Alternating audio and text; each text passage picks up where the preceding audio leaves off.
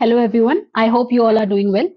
अभी हमारे चैनल पे चल रहा है the chapter life processes from class 10th। इससे पहले का जो वीडियो है मैंने एक वीडियो अपलोड करा है जिसमें हम लोगों ने बेसिक की लाइफ प्रोसेस क्या होते हैं और कितने तरीके के होते हैं उसके बारे में बात की थी।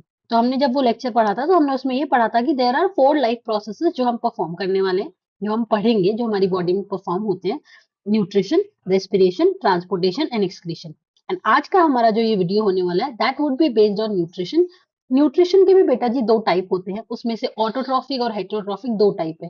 हमारा ये वाला जो वीडियो होने वाला है वो सिर्फ ऑटोट्रॉफिक बेस्ड न्यूट्रिशन पे रहेगा, क्योंकि वो काफी बड़ा टॉपिक है, तो मैं दो टॉपिक को साथ में मर्ज करके नहीं पढ़ाना चाहती। ठीक है, शुरू करते हैं। नाउ सबसे पहला क्वेश्चन आता है कि न्यूट्रिशन एग्जैक्टली है क्या। न्यूट्रिशन वो प्रोसेस है बेटा जिसके थ्रू आप न्यूट्रिएंट्स अपनी बॉडी में डालते हो। ठीक है। अब कुछ ऑर्गेनिज्म ऐसे होते हैं जो बने बनाए न्यूट्रिएंट अपनी बॉडी में डाल लेते हैं। कुछ ऑर्गेनिज्म ऐसे होते हैं जो न्यूट्रिएंट्स को सिंथेसाइज करते हैं, जैसे plant they prepare their own food.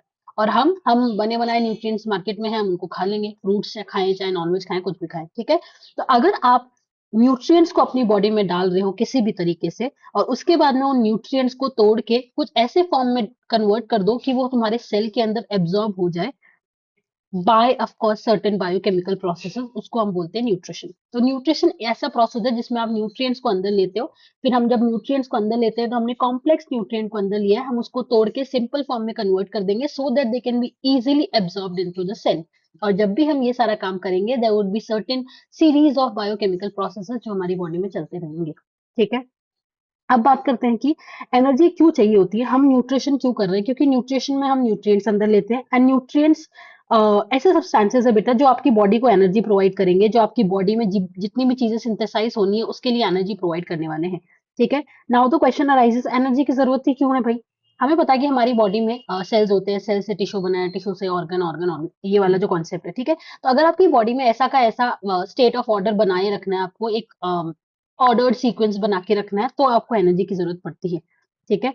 और ये सारे मटेरियल जो फूड के थ्रू हम लेंगे वो हमको चाहिए to grow, to develop, to synthesise protein, क्योंकि हमारी बॉडी में मेजोरिटी द कंपोनेंट जो है वो प्रोटीन ही है, तो प्रोटीन को सिंथेसाइज करने के लिए चाहिए। और we have a lot of other substances जिनको सिंथेसाइज करने के लिए हमको एनर्जी चाहिए होती है। So that is why we require nutrition का प्रोसेस। ठीक है। अब बात करते हैं कि इन्होंने बोल रखा है कि व्हाट डू वी नीड, मैंने क्वेश्चन बना रखा है कि why do we need material from outside, हमें बाहर से मटेरियल क्यों चाहिए। तो यहाँ पे यही लाइन दे रखी है कि to grow, to develop, to synthesise protein and other substances. ठीक है। फिर बोलते हैं कि ये जो सोर्स ऑफ एनर्जी वो एग्जैक्टली है क्या, वो सोर्स है खाना, द फूड। करेक्ट। ठीक है। बेटा मैं आपको लाइन टू लाइन क्लियर करवा रही हूँ। ठीक है। और एनसीईआरटी क्लास 10th में एनसीईआरटी से बाहर कुछ भी नहीं आता है, कुछ भी नहीं। So whatever points that I am telling you, इससे एक्स्ट्रा कभी कुछ नहीं आने वाला है। ठीक है। चलिए शुरू करते हैं। How do living things get their food. अब क्वेश्चन आता है कि लिविंग थिंग्स खाना कैसे खाते हैं। देखो, there are different type of living organism on this earth. ठीक है। सबका खाना खाने का तरीका अलग है।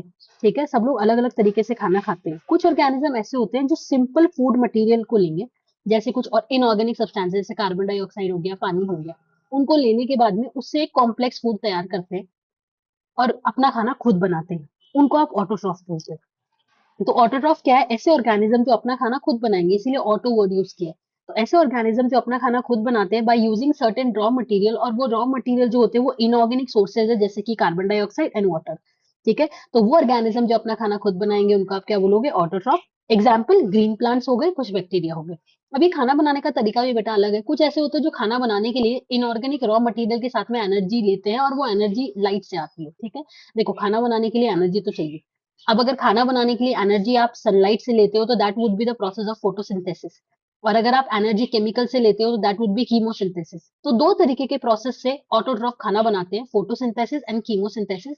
हमारे सिलेबस में फोटोसिंथेसिस है, हम वही पढ़ेंगे। ठीक है। ओके। फिर ये बात तो हो गई कि ठीक है यार, खाना बना लिया, किससे बनाया, सिंपल इनऑर्गेनिक रॉ मटेरियल से बनाया, जैसे कि carbon dioxide and your water. ठीक है। अब आता है दूसरे ऑर्गेनिज्म की बात करते हैं। कुछ ऑर्गेनिज्म ऐसे भी तो है जो अपना खाना बनाना नहीं जानते, उनको आप क्या बोलते हो, हेट्रोट्रॉफ। तो हेट्रोट्रॉफ्स क्या होते हैं, वो अपना खाना खुद नहीं बनाएंगे, दे आर डिपेंडेंट डायरेक्टली और इनडायरेक्टली ऑन ऑटोट्रॉफ।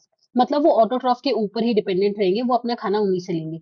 हाँ, वो जब उनसे खाना लेते हैं तो वो कॉम्प्लेक्स फूड में खाना लेंगे, और वो जो कॉम्प्लेक्स फूड है वो किसी भी हेटेरोट्रॉफ की बॉडी में जाके सिंपल फॉर्म में कन्वर्ट किया जाता है। हम उस कॉम्प्लेक्स फूड को तोड़ते हैं, और उसको तोड़ेंगे किसके हेल्प से, सर्टेन बायोकैटलिस्ट जिनको आप एंजाइम्स बुलाते हो।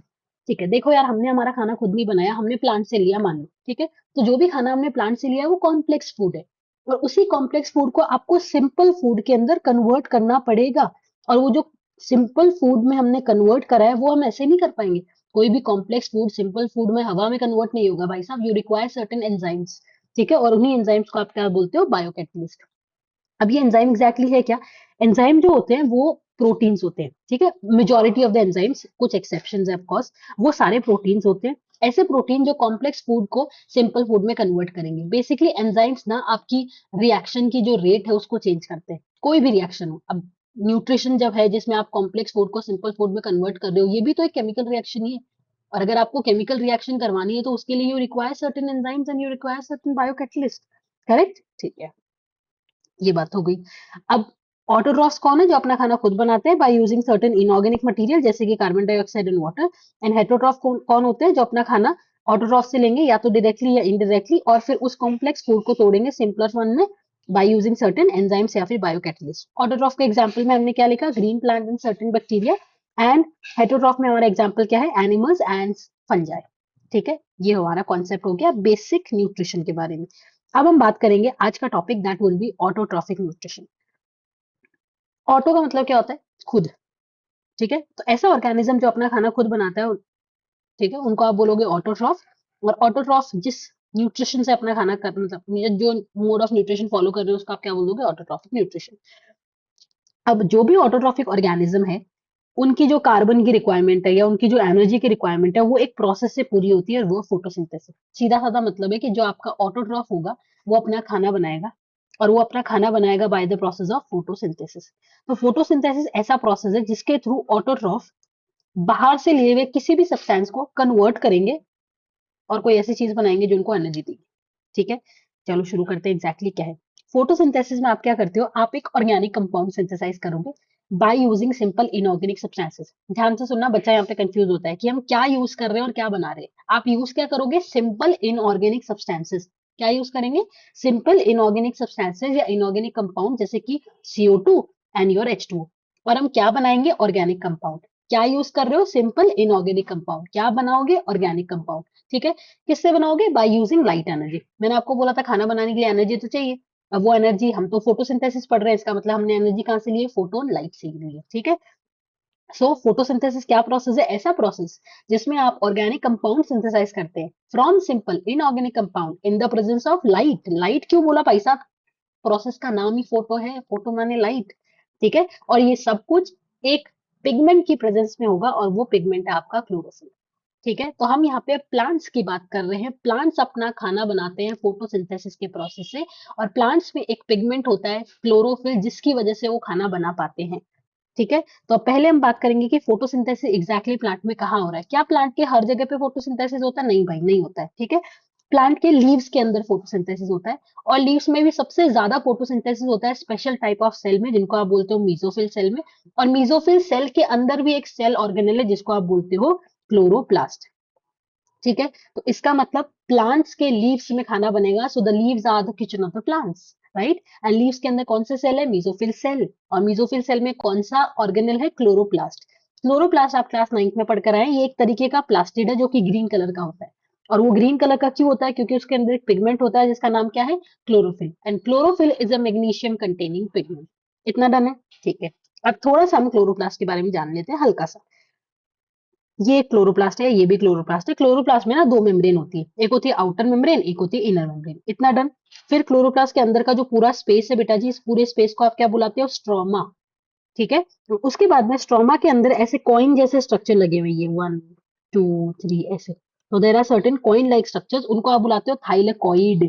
और वो थाइलेकॉइड का जो ये ग्रुप तैयार हो गया है, इसको आप क्या बोलते हो? Granum. So many thylakoid they are going to come together and they are going to form granum.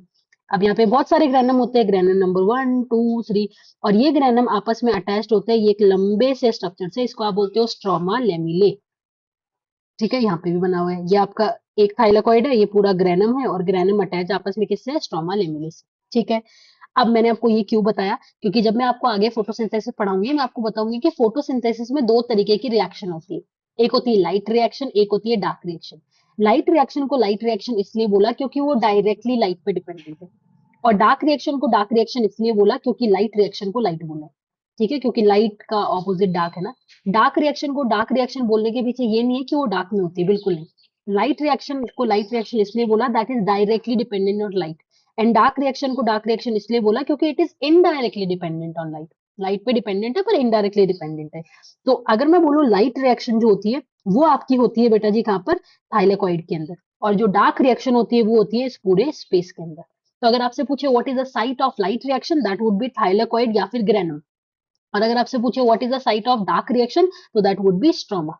Light reaction क्या हो रही है, थाइलेकॉइड में, डार्क रिएक्शन कहाँ हो रही है, स्ट्रोमा के अंदर। ठीक है, मैं आपको अभी बताऊंगी आगे लाइट और डार्क रिएक्शन एग्जैक्टली है क्या। इतना क्लियर हुआ।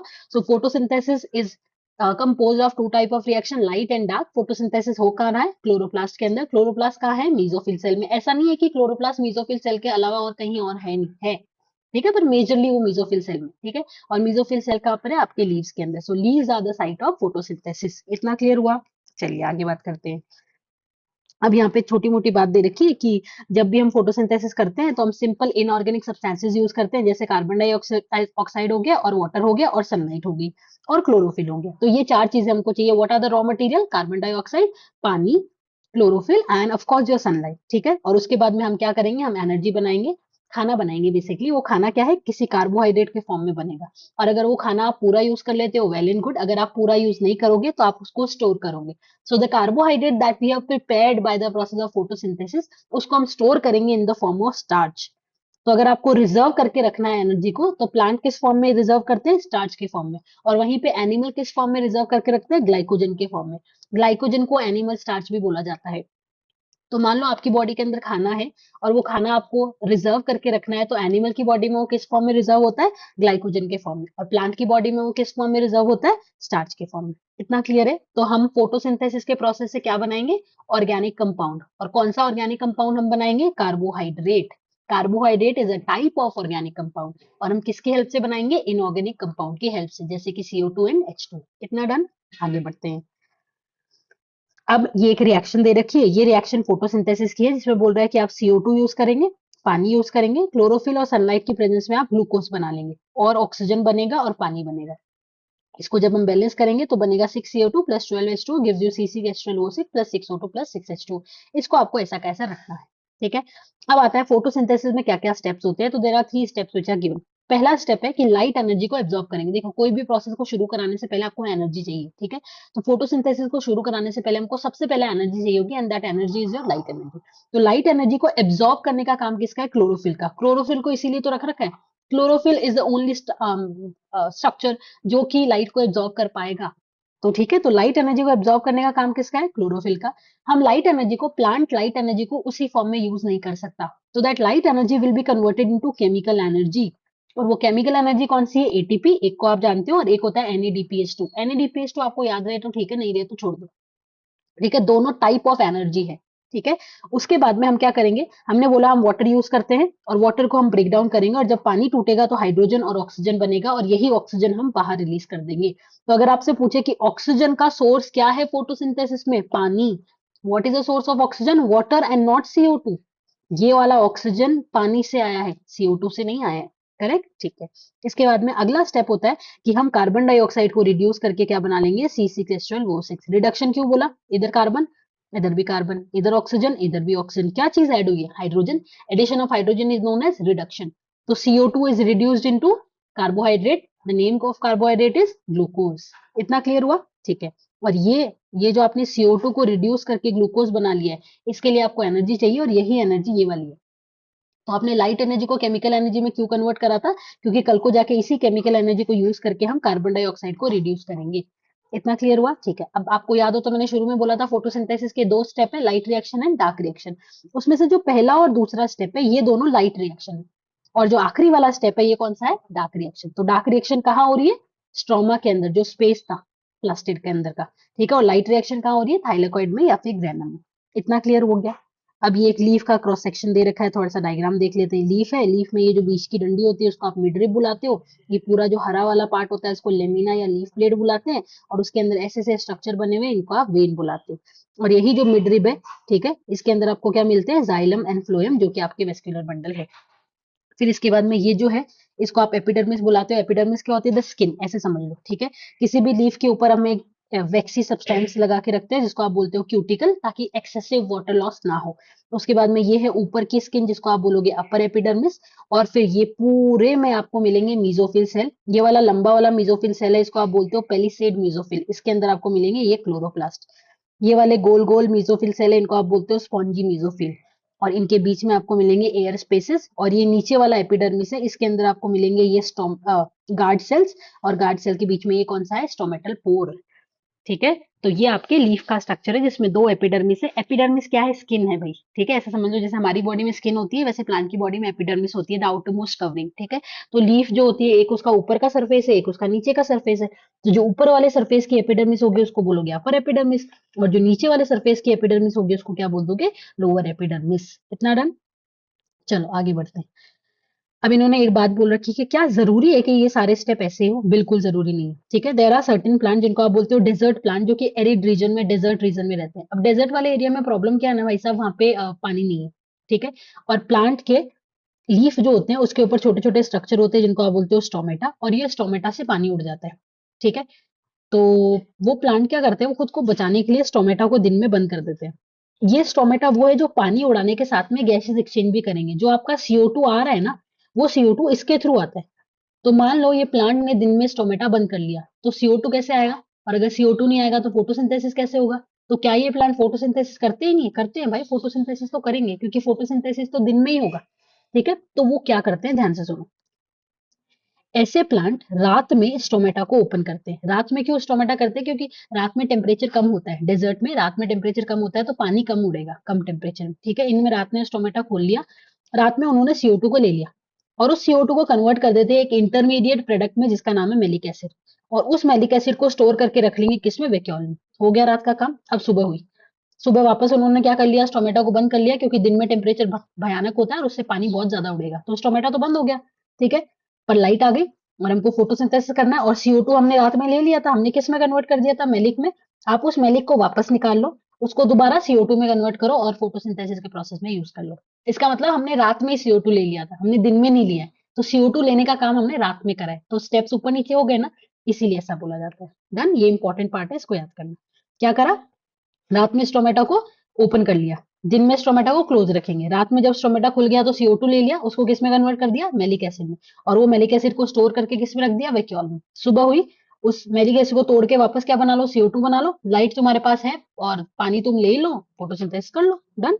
चलो अब आगे बात करते हैं हम कि इन्होंने यहाँ पे कुछ बातें दे रखी है कि ये जो ग्रीन ग्रीन कलर के डॉट्स है, ये आपके सेल ऑर्गेनल है, क्लोरोप्लास्ट जिनके अंदर क्लोरोफिल होता है, ये आपको पता है, हमने बता दी।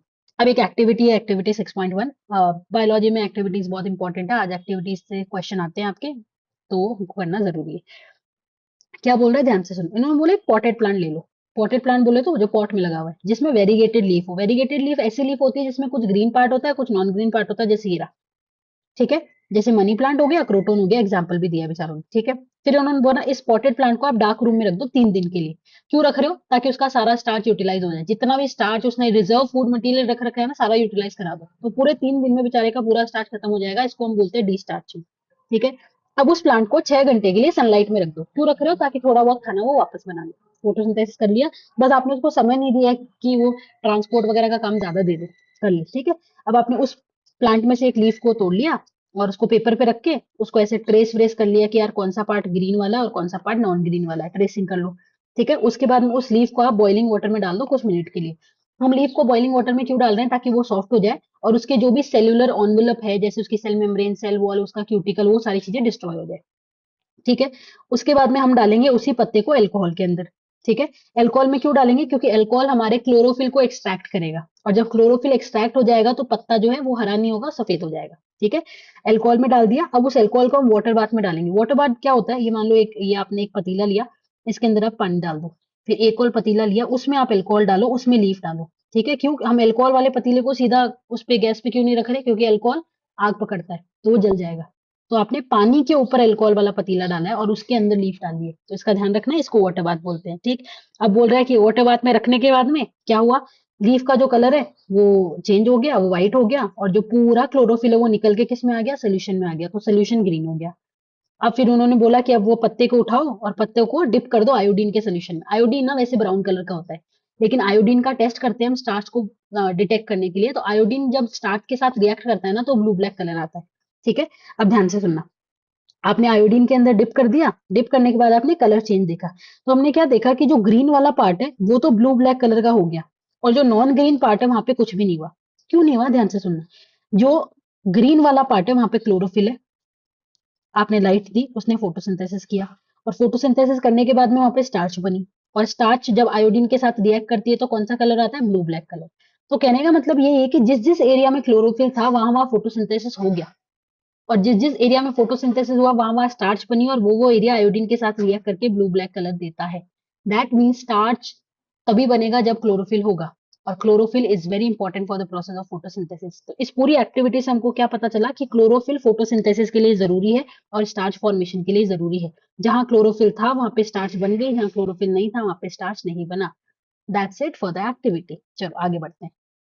अब यहाँ पे कुछ स्ट्रक्चर्स दे रखे हैं, इन स्ट्रक्चर्स को आप स्टोमेटा बोलते हो, हमने अभी बात करी थी। स्टोमेटा होते क्या एग्जैक्टली, स्टोमेटा ना छोटे छोटे पोर होते हैं जो आपकी लीफ के सरफेस पे प्रेजेंट है, बेसिकली लीफ के एपिडर्मिस में होते हैं। ठीक है, आपने अभी देखा था। ये देखो, ये गार्ड सेल है और ये स्टोमेटल पोर है। ठीक है, तो लीफ के एपिडर्मिस में प्रेजेंट छोटे छोटे पोर्स होते हैं जिनको आप स्टोमेटा बोलते हो।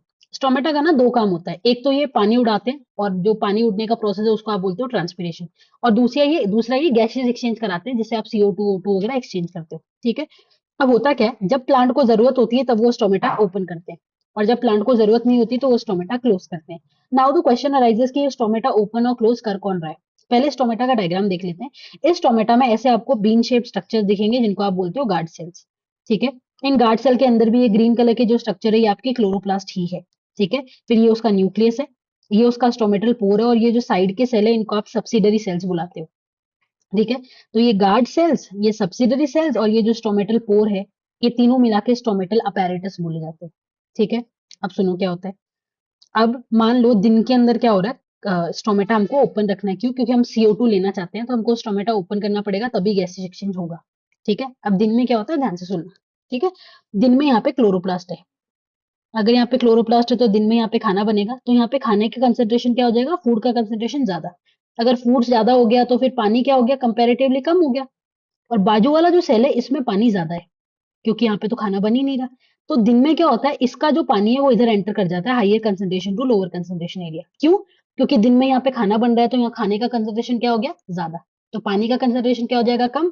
तो बाजू वाले सेल का पानी इसमें एंटर कर जाता है। जैसे ही पानी गार्ड सेल में एंटर करेगा, गार्ड सेल स्वेल कर जाते हैं, और उनका टर्गर प्रेशर इंक्रीज हो जाता है। और जैसे ही वो स्वेल करेंगे, टर्गर प्रेशर इंक्रीज होगा, वैसे ही ये वाला पोर अपने आप ओपन हो जाता है। तो इनके स्वेलिंग होते ही ये वाला पोर खुल जाता है। तो इस तरीके से ओपनिंग होती है। ठीक है, फिर क्लोजिंग कैसी होगी, क्लोजिंग रात में हो जाएगी। रात में हमको गैस एक्सचेंज करना नहीं है ऐसा। ठीक है, तो रात में क्या होता है, यहाँ पे खाना नहीं बनता, तो खाने का कंसेंट्रेशन क्या हो गया, फूड का कंसेंट्रेशन कम, तो पानी का कंसेंट्रेशन कंपेरेटिवली क्या हो गया, ज्यादा हो गया। अब यहाँ पे पानी कंपेरेटिवली कम है, तो यहाँ से यहाँ पानी एंटर कर जाता है, तो गार्ड सेल क्या हो जाएंगे, श्रिंक हो जाएंगे। टर्गर प्रेशर क्या हो जाएगा, कम हो जाएगा, और इसी वजह से गार्ड सेल जो है आपके क्लोज हो जाते हैं। ठीक है, तो क्वेश्चन आता है कि guard cell opening and closing of stomata को रेगुलेट कैसे करते हैं। बहुत इंपॉर्टेंट क्वेश्चन है, बोर्ड में 1000 बार आ चुका है। तो ये आप इस तरीके से फ्लो चार्ट के फॉर्म में लिख सकते हो। ठीक है, आप स्क्रीनशॉट भी ले सकते हो। ठीक है, अब है आपकी एक्टिविटी 6.2। एक्टिविटी 6.2 क्या बोलती है, ध्यान से सुनना। ये बोल रही है, दो पॉटेड प्लांट ले लो लगभग सेम साइज के, उनको डार्क रूम में रख दो 3 दिन के लिए। क्यों रख रहे हैं भाई, डी स्टार्चिंग, ताकि उसका पूरा स्टार्च यूटिलाइज हो जाए। फिर उन्होंने बोला कि दोनों को ग्लास प्लेट के ऊपर रखो, ये नीचे हमने ग्लास प्लेट रख रखी।